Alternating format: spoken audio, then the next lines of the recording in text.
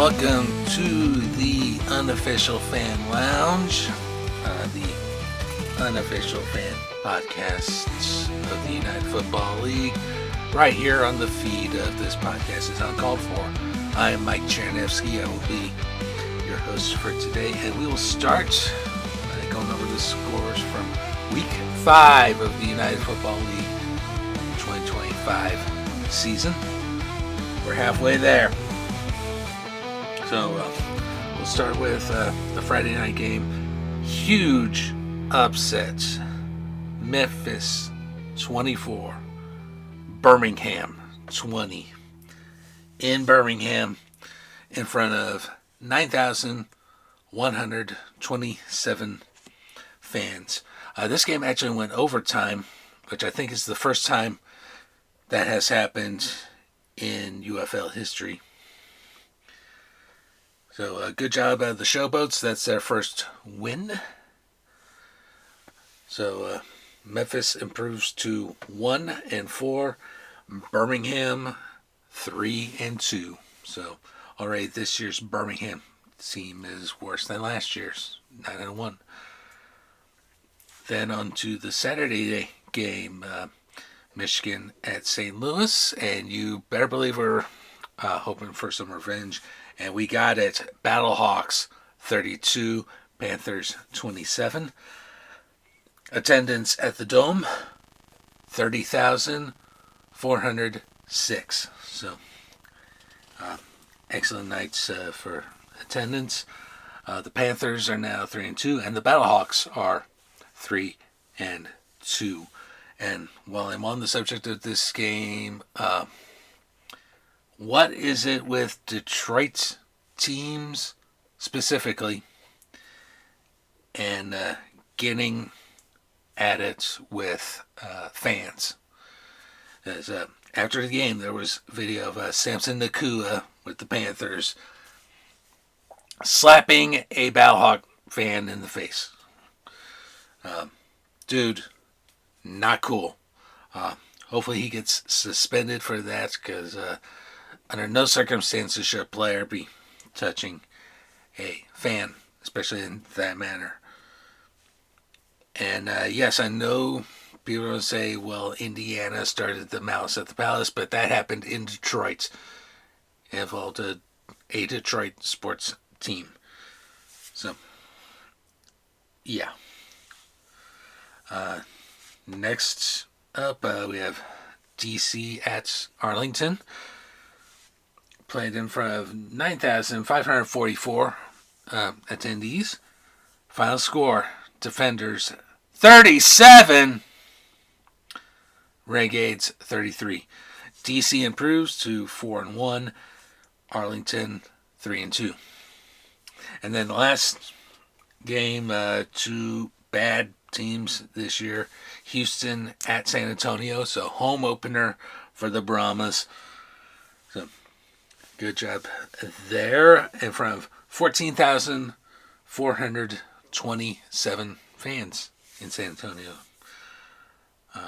It did not go San Antonio's way, unfortunately. Roughnecks 27, Brahmas 3. So Houston improves to 2-3, better than last year's record. San Antonio drops to 1-4. And we have reached the halfway mark of the season, so let's go over some numbers. So we'll start with the current standings in the league. Starting with the XFL Conference. Number 1, DC Defenders at 4-1. Number 2, Arlington Renegades 3-2. Because one of those wins was over St. Louis.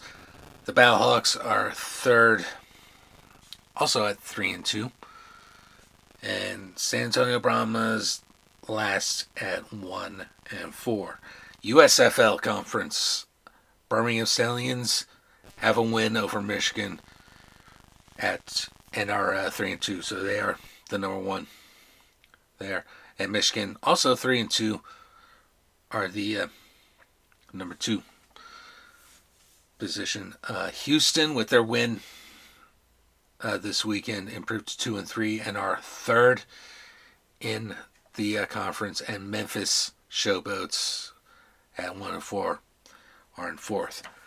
Power rankings wise, I always do my power rankings based on record first and foremost, and then if there are a bunch of teams clustered together like there are here, who beat who.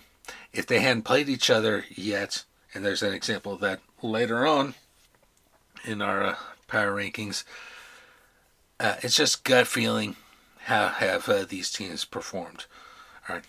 So with that in mind, number one in the power rankings is the DC Defenders at 4-1, best record in the league right now. 2 through 5, these are your 4 teams at 3-2. So you have 5 teams in this league with winning records right now. So it's based on who beat who. In this case, Birmingham beat both Arlington and Michigan. Arlington beat St. Louis, and St. Louis just beat Michigan. So, therefore, and the number 2 spots is the Birmingham Stallions. Number 3, Arlington Renegades. Number 4, St. Louis Battlehawks. And number 5, Michigan Panthers. Number 6, Houston Roughnecks, all on their own at 2-3. And then 7 and 8, both these are 1-4 teams. They have not played each other yet. So we have to go subjectively. And subjectively, I'm going Memphis Showboats 7, San Antonio Brahmas 8. And I think because of the quality of the losses, Memphis has played a lot more close games this year than have the Brahmas, I feel. And also went through a couple of coaching. Both these teams went through a couple of coaching changes. In the case of Memphis, they had Wisnhan before the season started. He takes a leave of absence. Turner takes over. Wisnhan comes back. Then decides for personal reasons he don't feel like coaching anymore. So Turner is back. So that's got to be a bit of a whiplash effect for the Showboats. So I will give them credit for weathering that storm and playing some pretty close games in that time period. San Antonio, Wade Phillips stepped down for health reasons. Party is the new coach. They're a young guy that they just haven't put together, and this is clearly the most disappointing team in the league right now. Because remember, this was a team that made the championship game last year. So there are our power rankings. All right. Now, of course, I've been doing picks throughout the season, and let's grade how I'm doing my picks. So, and these are only direct picks. Like I directly say, X team is going to beat Y team this week. So, how are we doing there? Well, Arlington 1-0. Birmingham 2-2. So I obviously pick Birmingham to win more often than I've been picking Arlington. And the one time I picked Arlington to win, they have won. So DC 2-1. Houston have not picked yet. Memphis 0-1. Michigan 3-1. St. Louis I picked every single week, and naturally 3-2. And San Antonio 0-2.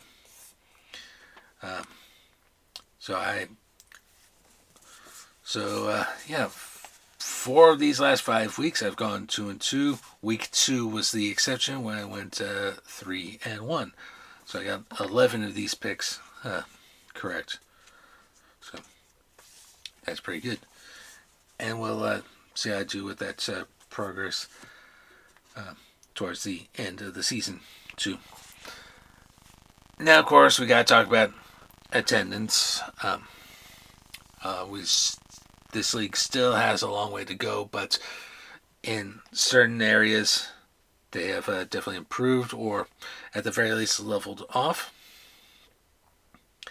But there are a couple places that could definitely see some improvements. So for this one, we'll go 8-1. So number 8 is Memphis. They're averaging 4,563 fans a game over the course of 2 games. So they'll have 3 games coming up at home. So gotta work on that. And my understanding is the league has made a concentrated effort to get attendance boosted in Memphis. It doesn't help that the team has been bad. All right. Same is true of number 7. Number 7 is Houston. I think moving from Rice back to the University of Houston, probably a good thing. The Roughnecks have played 2 games at home so far, and they're averaging 6,869 in attendance. So they have 3 games to go at home. Number 6 is Birmingham. They played 2 games at Birmingham, so 2 opportunities to see Jason Kelsey impersonators with their shirts off. And they're averaging 9,627. So, and they have crossed the 10K threshold once, but they've only played 2 games. So, Birmingham, the defending champs, do better. And I have a feeling they will. So, we'll see there. Number 5 is Arlington. 4 games so far played in the penitentiary. And they are averaging 9,714. I think they broke 10K once this year. So they could use a little bit of improvement. And it definitely helps that they're playing good football, too. So 1 more game in the penitentiary for this season. And, of course, 3 in Birmingham. Number 4 on the list is Michigan. Michigan last year didn't do very well. Didn't do so hot with attendance. But this year, massive turnaround. They are now averaging 10,246 a game over the course of 3 games. So that's huge, and that's good. I have a feeling with Michigan, because they're staying with the Detroit Lions, and Detroit signed their old kicker, Jake Bates, that maybe some of the Bates effect is trickling down back to the Panthers, and that translates in a bit of an attendance boost, and it helps that the team's good. So keep it up. They have 2 more dates in Detroit this year. Number 3 is DC. They have played 3 games at Audi Field, and they are averaging 12,624 over the course of those 3 games. So 2 more times for the Bear Snake this year. And again, coolest fan tradition in the entire league is DC's Bear Snake.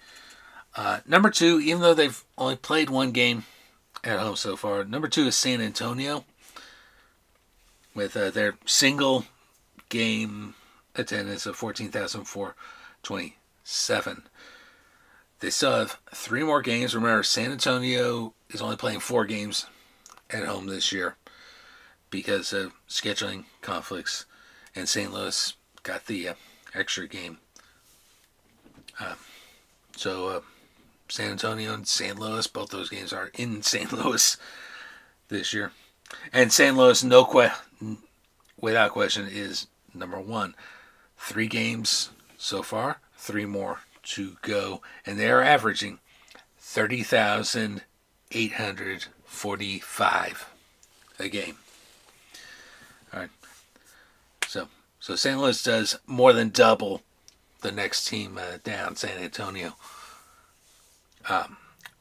Again, not entirely unexpected, but then again, this is what happens NFL when you anger an entire fan base saying that they're bad football fans, that they don't deserve a team. So, F you, Stan Kroenke. Alright. All that out of the way, let's pick games for Week 6 of the 2025 UFL season. We will start with the Friday night's game on May 2. It'll be Arlington at St. Louis. Time for some revenge for a couple weeks ago. Both teams coming in 3-2. I view this as a must-win for St. Louis if we have any shots at getting to the championship game. This is the game to make that statement. I'm really impressed with what Max Duggan did his first game as a starter in Week 5. Picking up, but probably improving on what Manny Wilkins had been doing all season. And of course, shout out to Hakeem Butler coming back from 3 weeks of injury. He was completely ineffective Week 1. He's been on the injured reserve till just this week with a hamstring injury, and then coming back from that injury, he killed it this past week. So with Dugan performing well, and of course Jacob Saylor's one of the best players in the league. Continue to go at it at running back. I think we get revenge this week. So Battlehawks is my pick in this game. I am going to expect a much closer game this time around too. So yeah, let's go Battlehawks. Cause of the law. The Saturday game, Showboats at Roughnecks.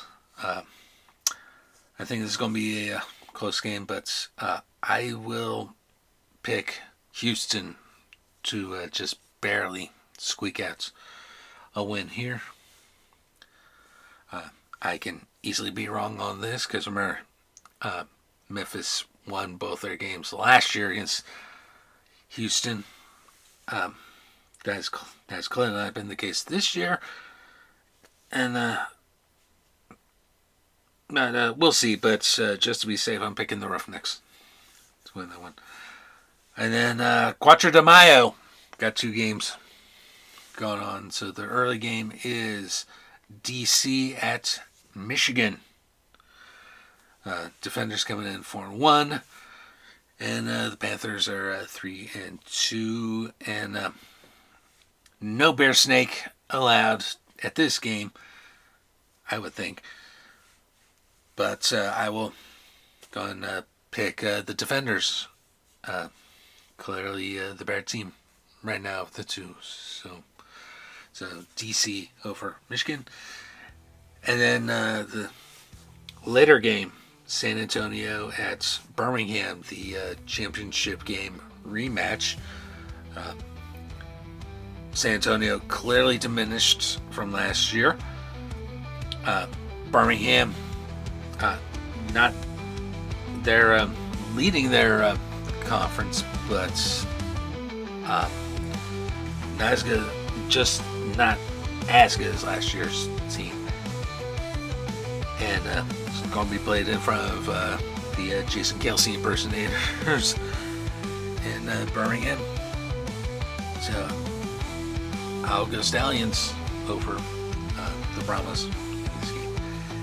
And that's going to do it for the Week 6 edition of our little podcast. We had a bonus episode of Uncalled For last week. Check that out on autism and RFK Jr. We got a new one coming this week. It's recycled sunflower brew, talking about barbecue, and you don't want to miss that one. that will come out on Friday. So until then, we will talk soon.